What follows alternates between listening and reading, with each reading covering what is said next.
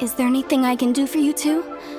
I'm afraid that Wangsheng funeral parlor isn't in the best state to receive guests. We've come to see Zhongli. Could you please tell him we're here? Unfortunately, Zhongli isn't here at the moment. It seems he went to Northland Bank.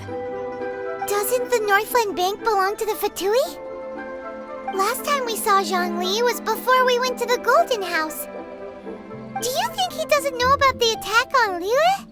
Visiting the Fatui at a time like this could only mean more trouble. We had better go and make sure that everything is okay.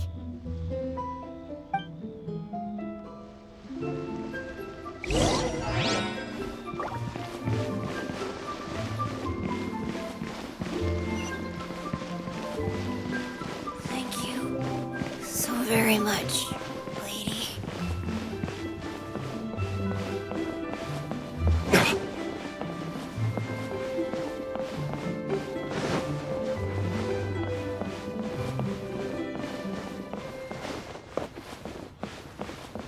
What should I put in my letter?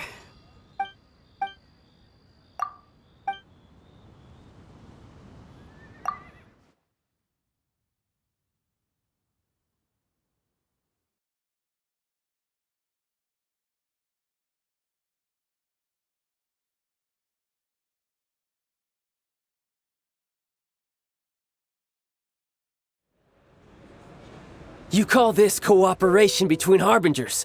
Cooperation involves communication, you know. Don't take it to heart, child. Besides, aren't you happy that you got to skip the formalities and bring chaos to the land? I'm sure you must have enjoyed that. Oh, it seems that some of your friends have arrived. Hey, it's Zhongli and Child. And you! You're also one of the Harbingers? It's you two. I believe we've met once before. In the city of Bards, was it? I'm glad you still remember my name. Ah, right. I imagine that it must have been rather hard to forget watching helplessly as something precious was snatched away from your friend. Well, if it isn't you two. This is our first time seeing each other since Liyue was nearly wiped off the map. This is certainly a bit awkward, wouldn't you say? Paimon knew that we should never have trusted a Fatui Harbinger. Oh, now don't say that. Sure, I may have misled you, but I never had anything against you personally. Besides, I thought we were getting along quite well together, didn't you? Except for that little tussle we had at the end. Nothing personal. We just have different views, that's all. Of course, you may very well hold this against me, but that's up to you. The real deceivers here are Senora and Zhongli. Curse them for leading me on. So actually, I think... Stop wasting time, child. There'll be plenty of time to chat once I'm through here. You remember the agreement, Morax. Now, if you would be so kind. The Gnosis, please. What in the world are you talking about? The contract is fulfilled. That which thou seeketh is now bestowed unto thee. For my promise is solid as stone.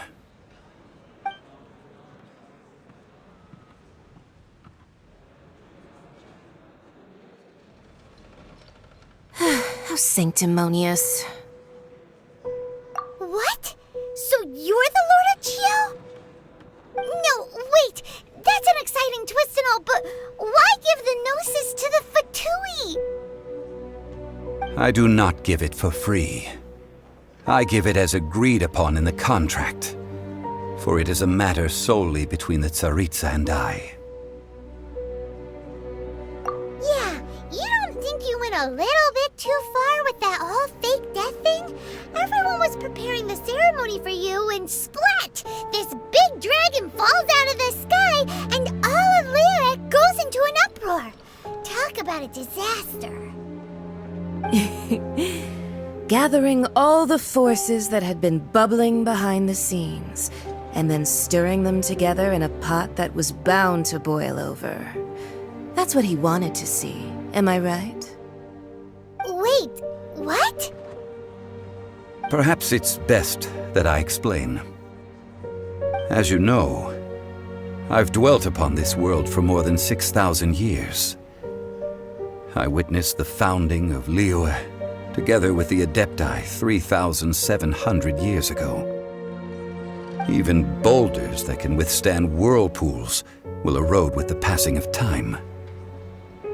I kept convincing myself that cracks had not begun to form, and that the end of my time had not yet come. Until one drizzly day, as I was strolling along the harbor, I heard a merchant tell one of his workers, "You finished your duties. Go ahead and call it a day." I stood motionless among the crowds, asking myself, have I already finished my duties? Oh, Zhongli. But as I began to consider relinquishing my divine role, I soon discovered that many reasons still remained to not hastily depart. Was Liyue, the city I had dwelt in for so long, already prepared to enter its next age? I decided that a test was needed in order to reveal the answer. So I feigned my own death, and gathered the cast of Child, the Adepti, and the Liyue Qixing to play their roles together on the stage that was Liyue. Indeed I was. The gnosis which I had kept for so many years suddenly seemed to have lost its meaning. That's right, which is why I continued to safeguard the gnosis until now. So you mean that if the chaos ever reached the point of no return, you would simply appear and use your divine powers to bring Liyue back under control? Of course, and it would have been all too easy for him too. Just as a child quickly matures after losing their parents, so has Liyue matured when faced with the death of its deity. I was pleasantly surprised with the finale of the show that you all put on. Why, you even deserved an encore. The Adepti deserve the greatest applause, considering their years of seclusion. They hardly recognized the city, yet faced with such a crisis, they exerted the greatest amount of restraint. Not only did they manage to cooperate with the Qixing, but in the end, they even tried to understand the heart of the people.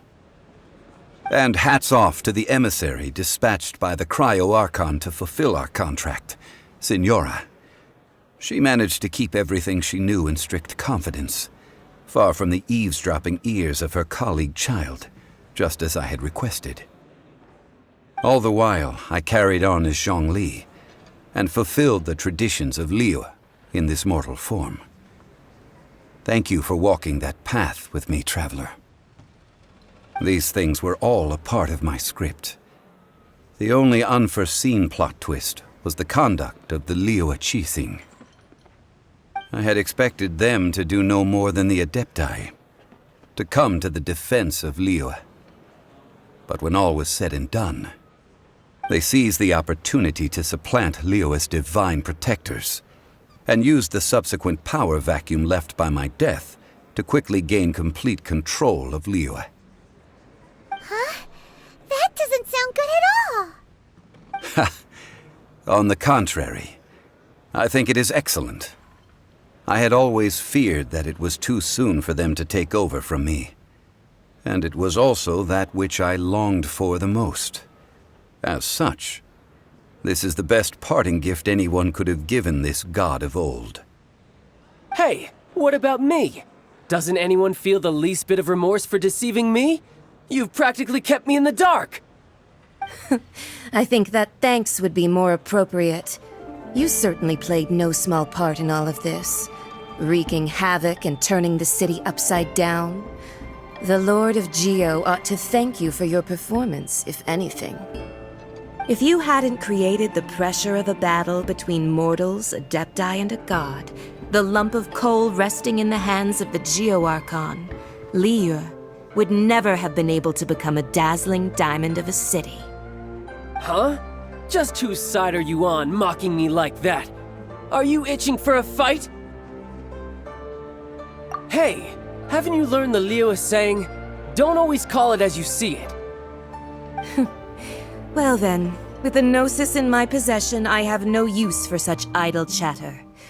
We should return to Zapoljarny Palace and seek an audience with Her Majesty, the Tsaritsa. Come, child. Fine. I'll meet you there later. I'm not sharing a boat with the likes of you. Do as you wish.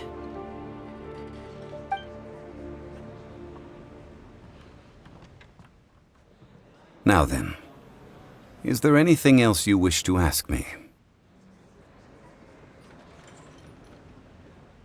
Right! As Zhongli always told us, a good trade is a fair trade. Paimon has no idea what could be a good trade for a Gnosis. Realistically speaking, there is no such thing. Huh? However, I am the god of contracts. For thousands of years, I have made countless contracts. If the deal was of no benefit, then I certainly would not be inclined to agree to it.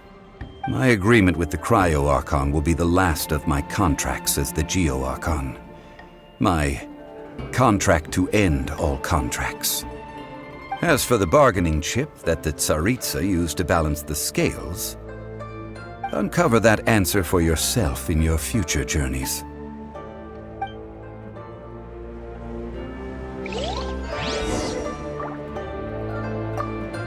Paimon can't absorb so much information at once. So, Zhongli, what sort of contract did you sign with the Cryo-Archon? Paimon's so curious. One of the clauses of our contract was not to divulge any of its contents. Ugh, you're so petty.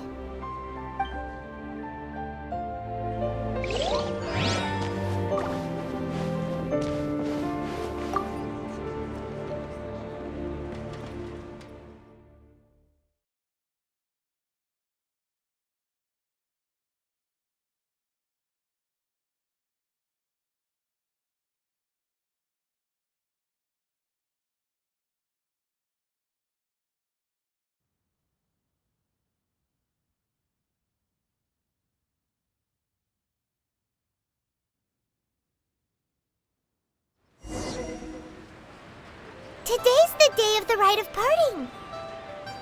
Although the star of the show is fake, we've spent so much time trying to organize it, it would be a real shame not to go there now.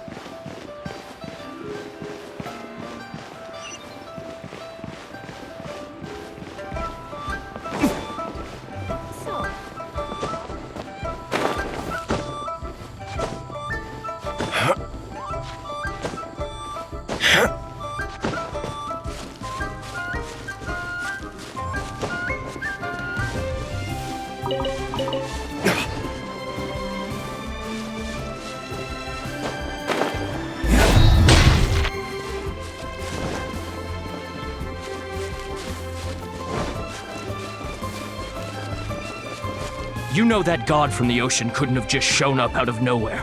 I mean, it's been 2,000 years since Rex Lapis subdued it. Yes, and to think that this happened right on the heels of the incident with Rex Lapis, too. Say, do you think the person who assassinated our lord and released that evil god might have been one and the same? Now that you mention it, that's very possible. Yes, it's very possible indeed. I mean, it all fits together. That person must have colluded with the evil god to harm Rex Lapis. Oh, that wicked, black-hearted scoundrel. Still, what sort of supernatural prowess must this person possess to be able to do such things? I have never heard of such a person in all my years. Ah, forget it. Guessing's no use to us. Look, the Millilith over there looks like he's about to make an announcement. Let's hear what the Ministry of Civil Affairs has to say first.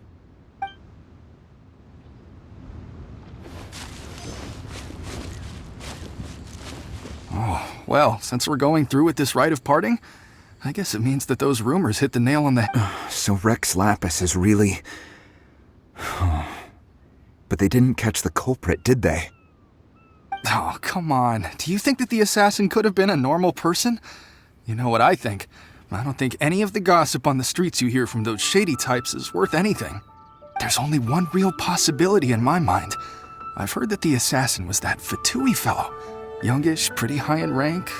I think they called him Child. Fatui? They certainly are very suspicious. Who knows what those greedy, crooked folks... Shh! Lower your voice. If the Fatui catch you in their sights, Rex Lapis won't be around to protect you this time.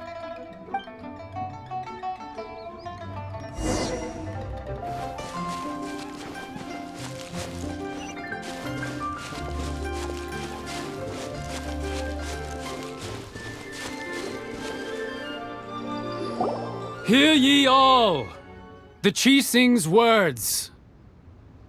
Though a dragon soars ageless as the mountains, it too must return to dust. This is common knowledge. Gods and Adepti live glorious lives, but both light and shadow have their season. So too must they face divinely appointed trials. Rumors and hearsay abound on the streets that Rex Lapis was murdered. Now, let the truth be revealed. Having been thwarted in his trial, Rex Lapis's soul has recouped the celestial heights. He beseeches the people of Liyue to grieve not and to let not their hearts be saddened. Nor are they to believe street-born rumors or indulge in baseless speculation.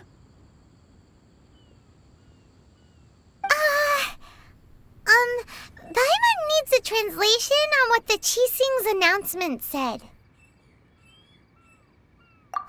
So that's how they're spinning it.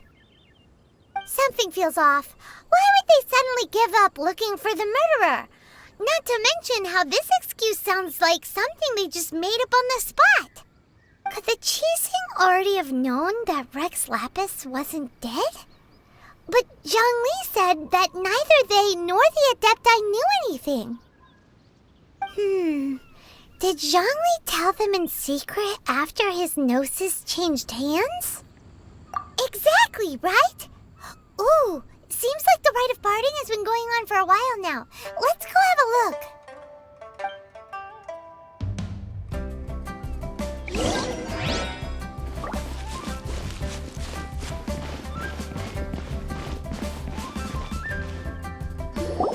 Look, it's Ningguang and Keqing. Are they saying something? Are there speeches over? As said previously, Rex Lapis's soul returning to the heavens is the end of the contract. And it is also the end of an era. 3,700 years of contracts burnt and reduced to ash. We, the people of Liyue, were indeed prosperous. But blinded by our prosperity, we forgot that time can be pitiless. The long, unending dream of our Archon walking among us. Now that we have awoken from our dream, we must learn to say farewell.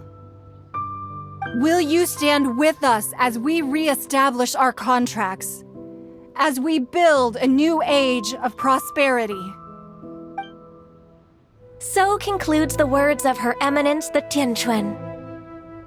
Does Her Eminence the Yuheng have anything to add? Huh? Is she looking this way? Traveler. Yikes! She really is looking our way! Is that the traveler who they say defeated the ancient god? So young. The Liyue Qixing always repay their debts. And as you have heard, our eyes see far and our reach is long. Name your price. You deserve that much. Whoa!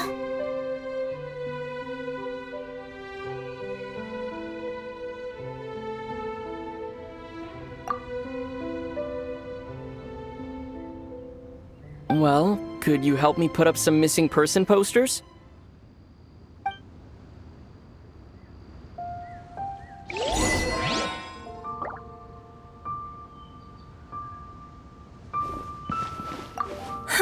And to think I'd put my best perfume on before coming here, thinking you'd like it.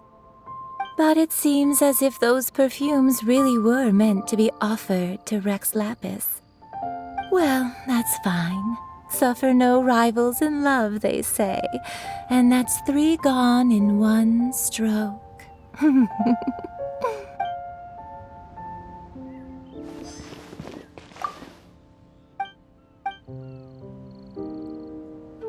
As for the mortals and adepti of Liyue, what shape shall our relationship take from now on?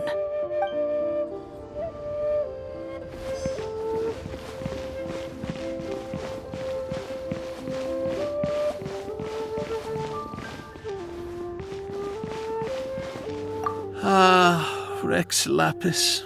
Rex Lapis. Now that I think about it, if everyone's of the same mind as me, perhaps mementos for Rex Lapis might be the best short-term business opportunity.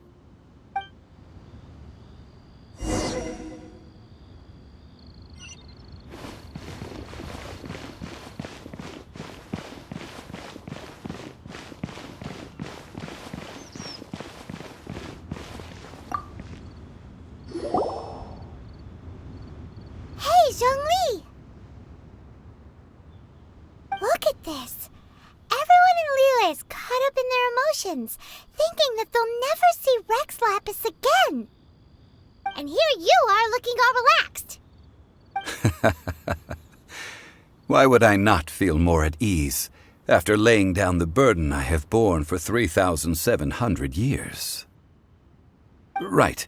If the two of you can spare the time, I should treat you to a meal at the Liyue kiosk. Ha! That sounds like big talk, Zhongli.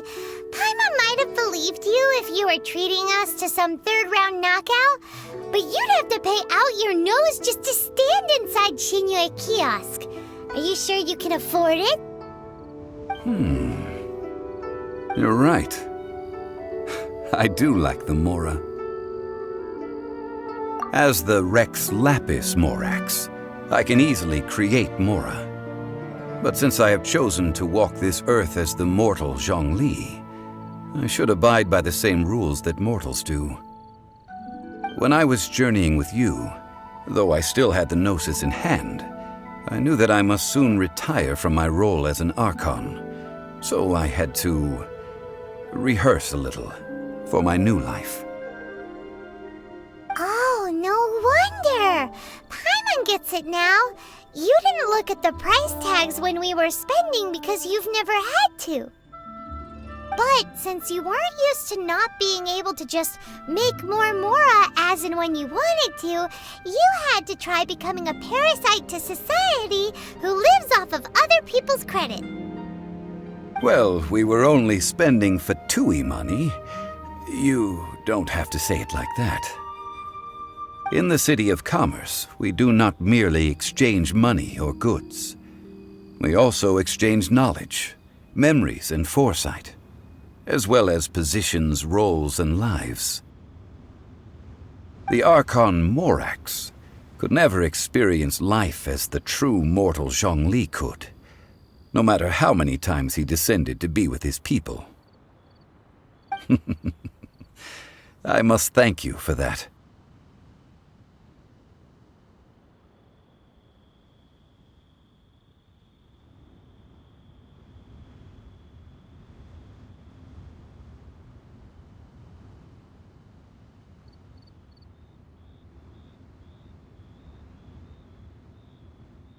I will treasure the memories that I made as Zhongli, traveling the streets of Liyue with you. That is true. But there is no journey that does not end. No meetings without partings. Paimon thinks that we should make a move and continue our search for the 7. I fear that continuing your journey may be difficult. The nation that neighbors Liyue by sea, Inazuma, is presently closed. Yes, the nation has been closed by order of its deity. The Electro-Archon Ball. And just as the people of Liyue preferred to call me Rex Lapis, she too goes by another name among locals in Inazuma. Paimon thinks we've heard that one before. Raiden? That is the case. And since Raiden is also the shogun of the Inazuma Bakufu, people call her the Raiden Shogun. That said, though people at the wharf were saying that the situation in Inazuma is very tense, Paimon doesn't remember that always being the case. It wasn't that bad last year. Zhongli, since you're Rex Lapis, shouldn't you know something about what's happening there? Just how did Inazuma become a closed nation? It's because of visions. Visions? When faced with circumstances beyond their control, humans often bemoan their lack of power. But if a person shows true strength of will at a desperate and fateful moment in their life, the gods will look upon them with favor. This is what visions are. Magical foci bestowed upon those who have been acknowledged by the gods. Uh-huh. That's how people in Teyvat see it. But starting from last year, the Raiden Shogun began promulgating the Vision Hunt Decree. Vision Hunt Decree? Yes. It was an order to seize all visions within Inazuma's borders, and to inlay them upon the hands of a statue of the 1,000-armed, 100-eyed god. They want to seize visions. But why? Aren't visions blessings from the gods? I should think that in the Raiden Shogun's eyes, it is precisely because they are divine blessings that they should be under the sole dominion of divinity. Whoa, that's harsh. The Animo Archon is the god of freedom, and the Geo Archon is the god of contracts. For her part, the Raiden Shogun is the god of eternity. It seems as though she has finally decided to eliminate any unstable elements that could pose a threat to her eternal realm. The fact that even I, the oldest of the seven, have now passed away, will only strengthen her resolve to pursue eternity. Knowing her, she must have again quoted that adage she is most fond of when proclaiming that decree to her people. 7 ideals for 7 gods, and of these, eternity is nearest unto heaven. All right then. Was there anything else you wish to know? That was a good one. Failing a divine trial. How they came up with that excuse, I will never know. That said, the reason why the Qixing were so eager to resolve the incident and stop pursuing the culprit was indeed because they received news in secret that Rex Lapis was not. I hinted as much to the... How did I accomplish that, you ask? Have you ever heard of this particularly convenient Adepti art known as gifting dreams and visions? All right then. Was there anything else you wish to know? Yeah, about that. Before the Qixing made their announcement, we listened to a lot of people talking on the way. Most of them put the blame for everything on Child. These are indeed false accusations.